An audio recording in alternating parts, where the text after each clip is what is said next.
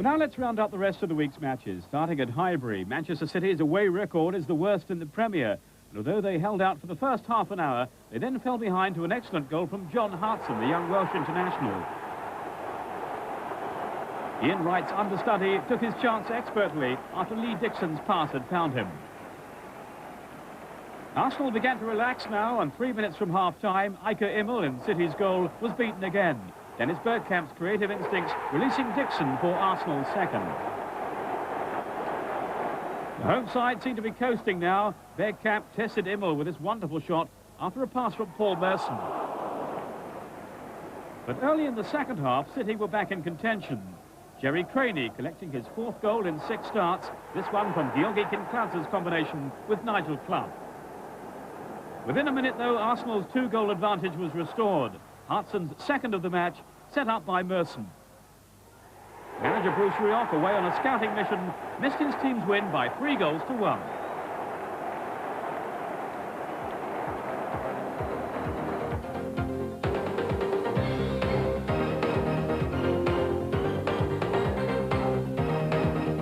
Rivals for the Premier Division title, and perhaps for the duel in the Queen's Park Rangers team, Trevor Sinclair, Roy Evans and Alex Ferguson were on a scouting brief at Loftus Road, with Sinclair a primary target. Rangers' defensive deficiencies were soon exposed. First, on 11 minutes, a cross by debutant Andy Gray, turned in by Tony Yeboah. The Ghanaian then scored lead second a quarter of an hour later. More static defending from Rangers, enabling him to claim his 19th of the season.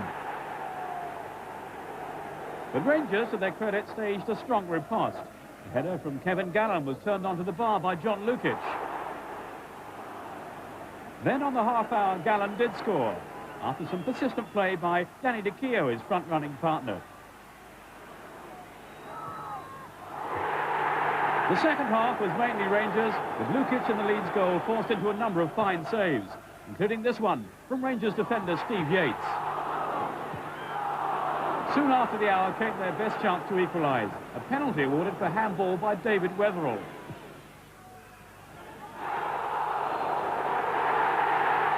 The replay shows his arm clearly made contact with the cross from Nigel Quasi.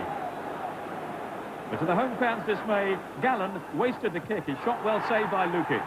Rangers have now missed all 3 of the penalties they've had this season, all from different players too. Leeds went on to record a 2-1 win that ended a run of 4 consecutive league defeats for them. It was nearly a bigger win too. Yeboah so close to a hat-trick, his effort cleared off the line by Carl Reddy.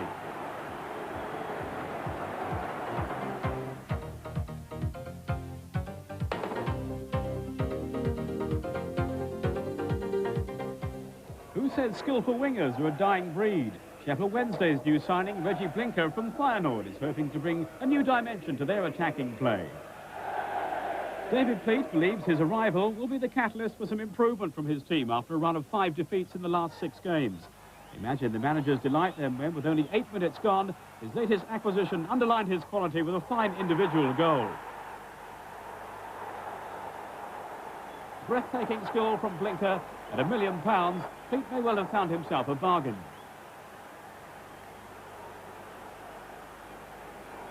Aston Villa, in truth, weren't at their most fluent in this game. The forthcoming Coca-Cola Cup final perhaps a distraction for them, although Savo Milosevic threatened on this occasion. The Serbian striker hadn't scored in 13 league games, but his luck finally changed just after the hour to punish Lee Briscoe's careless defending. They always say of London buses, when you've been waiting ages for one, another arrives immediately, and so it was with Milosevic. Only a further minute had elapsed before he scored again, another header, again Wednesday uncertain at the back. But then enter Blinker again for the game's 3rd goal in 3 minutes, the Dutchman profiting from Guy Whittingham's persistence in the penalty box. Wednesday no doubt would have settled for a draw at this stage, but 15 minutes from time they were heading for defeat again as Villa strengthened their hold on 4th place. Dwight York's imagination paving the way for Andy Townsend's winning goal. Aston Villa 3, Sheffield Wednesday 2.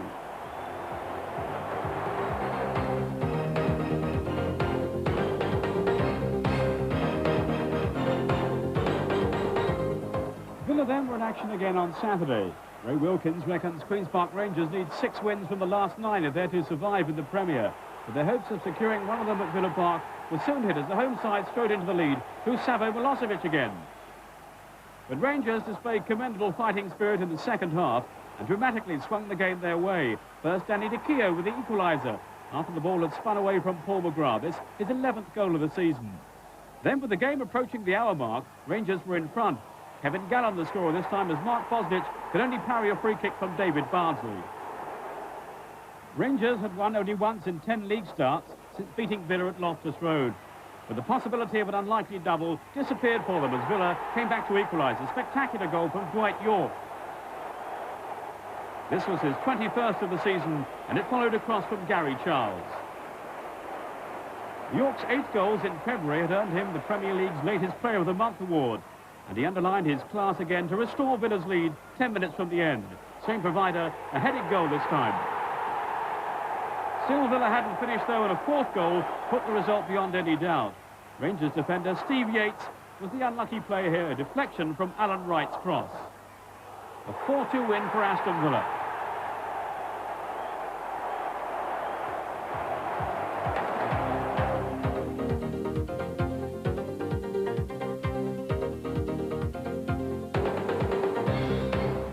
His problems over a work permit finally resolved, Swiss international Mark Hottaker was ready to wear his Everton shirt for the first time since his transfer from Newcastle. His new team were ahead on 17 minutes against Coventry. Duncan Ferguson left unmarked for a trademark far post header from Andy Hinchcliffe's cross. The aerial threat of Ferguson, who's back in Scotland's squad these days, was a constant worry for Coventry's defence, and he's pretty useful on the ground too, as he demonstrated with his second of the game 8 minutes later. But Coventry began counter-attacking promisingly and pulled a goal back through Liam Daish, recently signed from Birmingham City. He claimed his first Coventry goal from John Salako's corner. With fair coach Gordon Strachan on to cajole and inspire them, Coventry finally drew level 5 minutes from time, and again Salako was involved. His cross, converted by Paul Williams via Craig Short, to earn Ron Atkinson's team a precious point from a 2-2 draw.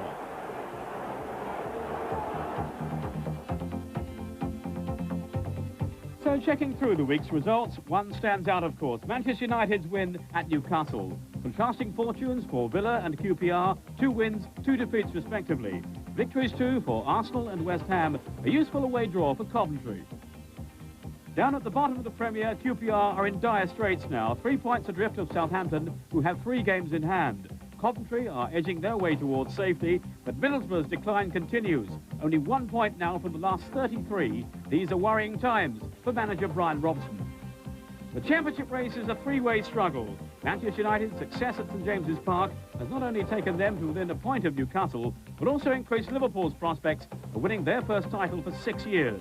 Aston Villa have now joined Roy Evans' team on 55 points, but they have played 2 games more. In the end, the destiny of the title could well turn on a question of nerve.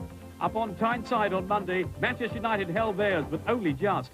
Peter Schmeichel is regarded by many as one of the best goalkeepers in the world, and few would argue that his brilliance, plus a touch of good fortune along the way, kept Newcastle at bay.